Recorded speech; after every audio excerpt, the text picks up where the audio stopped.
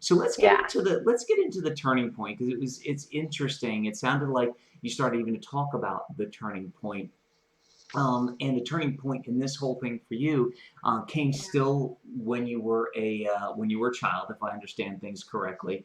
And that's beautiful. It's epic because a lot of children suffer with what you went through their entire life, Right. or for a lot longer than their childhood.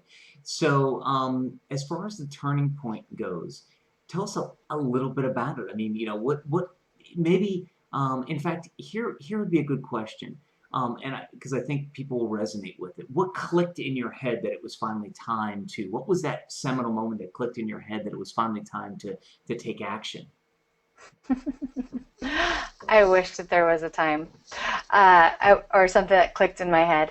It might sound really strange, but I'm just going to tell you the straight facts and the truth of what happened that day. So we had horses and we had a horse stable, and this another older gentleman decided that I should be his girlfriend, and he tried to kiss me, and I knew it was coming next. Like I had been down this road before, and I was 13 at the time. And somehow, and I don't even know how, because I know everything was locked, I got out of the horse stable and I ran into this field in the back called Dry Creek in North Glen, Colorado, which is now full of houses. And I hunkered down and hid, and I was just crying, and I was like, Lord, not again. I can't do this again. Like, I can't do it. I can't do it again. Please, help me. And I was crying, begging him to just kill me, take my life, get me out of it. And an image of the Lord appeared in front of me, if how I see the Lord, and said a couple words, go home and tell. And somehow I got up and walked the mile home, um, walked in and told my adopted father to what happened. And even though he had molested me, um, like, I don't know, like he got mad and he went and he defended me to this guy and came home and said, what else has happened? And I told him about some of the boys at school grabbing my chest, and he proceeded to call the parents of my friends, and it humiliated me. It was humiliating. Um, so I called him into a back room and I said, how would you like it if I went to your work and I told everybody what you did to me? And it had been 2 years, but my mother was listening. She had stood outside the door for some reason. And, he responded, that wouldn't be good, blah, blah, blah. And I said, well, don't do that to my school friends. Like, don't do that to me. And I think he got the point. But then when we came out, my mom said, what happened? And I told her, and she said, I've heard this before. And I said, yeah, I've told you before. Yeah. And he couldn't deny it because he just didn't. And we were out of the house within a week and pressed charges and, so forth and so on. So And the conversation on both sides of my family started about molestation and abuse.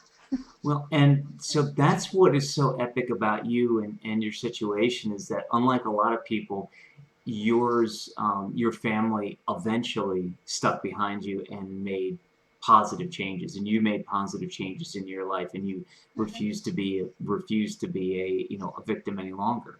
The amazing part for those of you out there watching, unfortunately for everybody, you're not going to get the sign from God, or you're not going to get the burning bush, or Right. you're not going to get Right. that.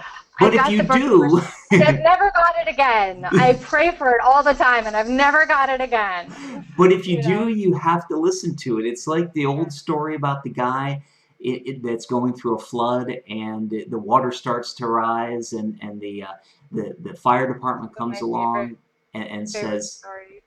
Yeah, and so first the fire department comes along and says, "Sir, you must evacuate." And he said, "No, God will save me." And then the water gets a little bit higher, and somebody else comes along and says, "Sir, you need to come. You need to come with a get in the boat. You need to come with us." And he says, "No, God will save me." And finally, the water's all the way up to the top of the roof of the house, and he's on the roof, and a helicopter comes over and says, "Sir, we need to get you out of here." And he says, "No, God will save me." And then the water gets higher than the top of the house, and he dies, and he's up in heaven. He's looking at God, and he says, "Hey, God, what did I do wrong? I said I lived in faith, and I said you were going to save me." And God looks at him and says, "I sent you a car, a boat, and a helicopter. What more do you want?" So the whole point is that you might not get the burning bush, but if you do, like Antiqua, you listen to it and move on. And if you don't, you at But I least had to take action. Like I had to go home exactly. and tell. And I was just reflecting a few weeks ago, like I've never had a job where I wasn't bringing people home. Like whether I was the couple jobs that I've done outside of health and beauty and wellness, whereas bringing people home physically to their physical bodies to love themselves, Okay. have been, I worked for Ryder Trucks, moving people home. Right. I worked in real estate, moving people home. There you go. And the other thing that God told me to do was tell. And besides writing and speaking and telling and coaching, which is all really about sharing and visibility and doing things like we're doing right here, right now, the only other jobs that I've had are in marketing, and shooting videos, doing voiceover work, and literally selling ads for the local paper and stuff here. So it's really funny. I've never done anything. I'm qualified.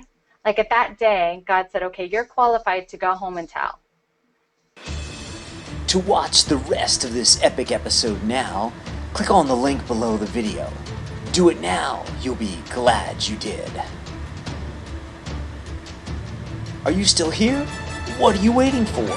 Watch the rest of this epic episode now by clicking on the link below the video.